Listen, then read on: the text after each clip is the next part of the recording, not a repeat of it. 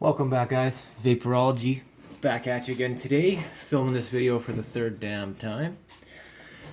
So, I know this tank, Smok TFV4, it's been beat to death. I'm not here to really give you anything new. I'm just going to give you my insights on the tank after using it for quite a while now. And I'm going to run you through a build on the TF-R2 dual coil RBA head.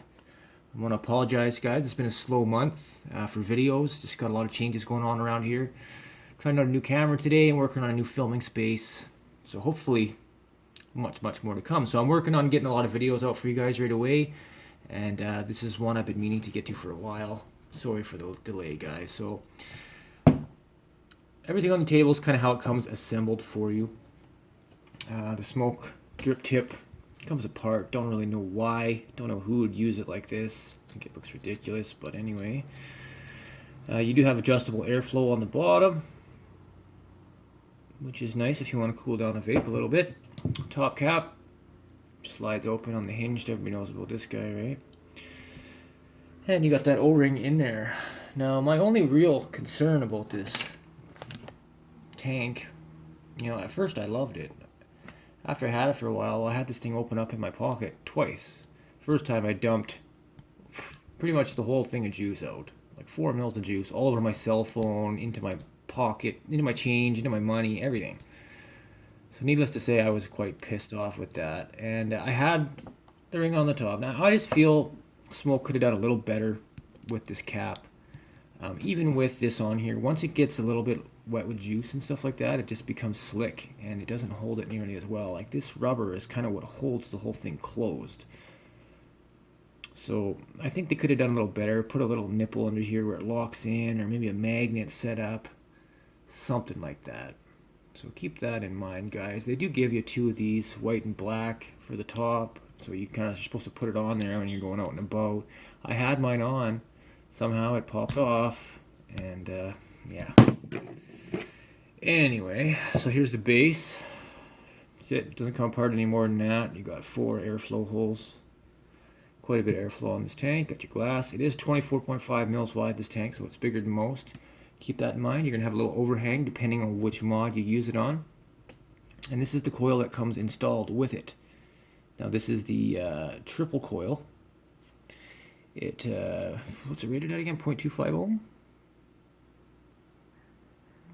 0.2 ohm, I believe that's what that says. 40 to 130 watts. I think it's a good to about 100 and 110 maybe with max VG. Keep in mind this tank needs a bit of power to run. You're not going to have much fun with this guy on a 50 watt E-Leaf. You're going to need at least 75 watts to run it. Even more with the quad coils. So let's get into it. This is the box. Comes in. There'll be links in the description where you can pick this up. It does come with scratch and check authenticity codes. All that good stuff. If you can't tell, I'm filming in 120 frames per second. Oh no, this is 60 or 1, I don't know. My new camera's pretty nice. So it comes nicely presented. Let me get a few spares. Now, I don't really understand this. A buddy of mine ordered one at the same time. He ended up getting 2 of the O-rings for the top cap, and I got none. No, I got 2 for the glass. So figure that out. Anyway, you get some spare glass with it, which is nice. Mine did come with a little nick in the side. Comes with the single coil RBA head, which for a single coil is actually pretty damn nice. It's got big open juice wells, nice open airflow. Gotta say, for a single coil RBA, nice. Also comes with the quad coil quad coil. That's what it is. And I saturated this up. I was going to use it the other day, and my 150 watt or whatever, my IPv3 decided to kick the bucket. The threads let go, and that's that. So I'm waiting for a new mod to arrive, and there's no point in running this on an IPv4. It's going to be killing batteries every 5 minutes. Although with the RBA, you can do a decent build for around for a 50 watter. Okay, it also does come with a couple little these, explanation cards, how to fill it. Definitely prime your coils. TFV4, top fill vapor. Top fill version 4. Oh, no. It's the Taste Furious. Some good marketing, guys. come up with that. So you can pause here if you want to have a quick read on the back of the box. It gives you all the specs and dimensions, weight, capacity 5 mils, everything it comes with, yada yada. Okay, so now let's get into the dual coil RBA head. Same thing, comes with a scratch and check authenticity code on the box. Comes in a nice little case actually.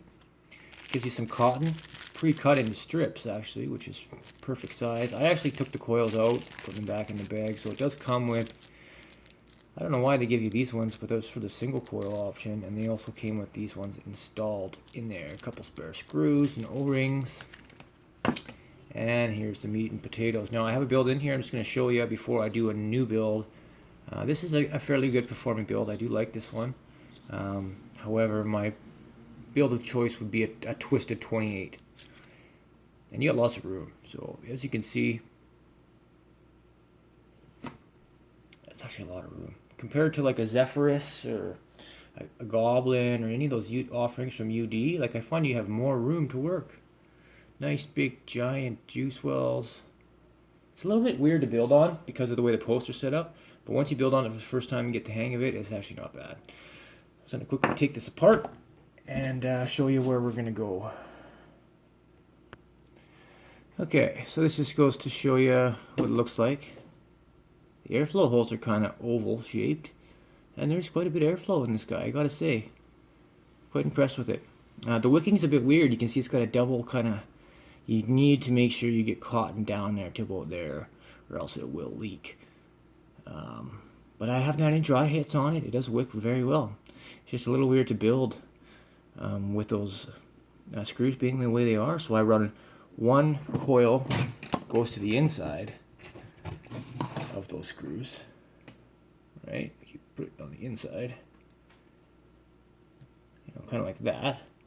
And the next one will run to the outside of the screw, right? Kind of like that. And then you'll get adequate, you know, they'll squish evenly, and it just seems to work a little better. So I'm just going to go ahead and mount this up. I don't think I need to show you how to do that, guys. It's pretty straightforward. Just line them up over the air holes, cinch them down, bend them off, and do the same thing for the other side. It's actually really, it's pretty much that easy. Might as well just do the first one for you guys. So these are 2.5 millimeter coils, twisted 28 gauge. Now you can't really, you gotta kind of size them and then do them at the same time. So I don't know, the way you have to do one side at a time. There's really no way around it. You can either figure out the length and clip them off and put them in that way, which is actually the first time I did, that's how I did it. However you want to do it, it really doesn't matter. It's going to be the same. Okay, so for a little bit of fighting with it, I got it built at a 0.52, twisted 28 gauge, and the whole thing is making sure that they heat evenly, right? So let's get a focus shot here for you. Yeah. So I'll go ahead and wick it up. And that's basically it, guys. This is the dual coil RBA head for the TF-V4. I am impressed with the flavor and the function of it. It does work very well. There's tons of options. A little bit pricey. And I really wish the top cap was a little better. But other than that, it is a great tank. The flavor is phenomenal. You know, I'm coming from a Star Pro. And it's a little better, I'd say. But it does take more power to push it. And the Star is very good on its own. I'm not knocking that at all. So I'm just going to wrap this up real quick. And you guys know the TF-V4. It is what it is. So the one thing you want to make sure that you don't have any grounding or any, like when you thread this on, make sure that nothing's touching to short out when you first initially set it up.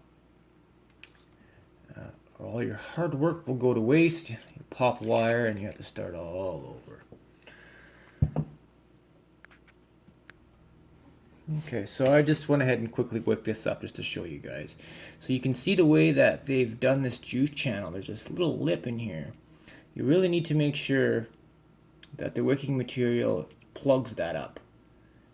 You don't want it to go below the second one, but you need to make sure it's just above there or it will leak. So you don't need a whole lot of cotton inside. You just need to make sure that they're blocking those holes. And it took me a little bit to figure this one out. Those coils are a bit low, but you know, I did have it leak the first couple times I rigged it up, and that was why. I didn't have quite enough cotton in the channels. So I'm going to go ahead and saturate it, fill it, put it back together, and we'll wrap this up. And there you have it, ladies and gentlemen. I'll put back together, rigged up. So that was a 2.5 millimeter twisted 28 gauge, 9 wraps. It metered out to 0.534. And yeah, perfect, probably 45, 50 watt build. I'm just ramping it up right now, just getting the juice to work in there.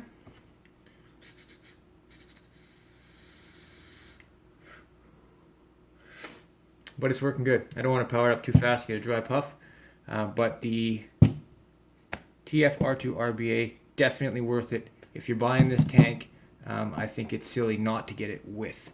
So go ahead, check the description out. I'll have links where you can pick these up for the best prices on the net.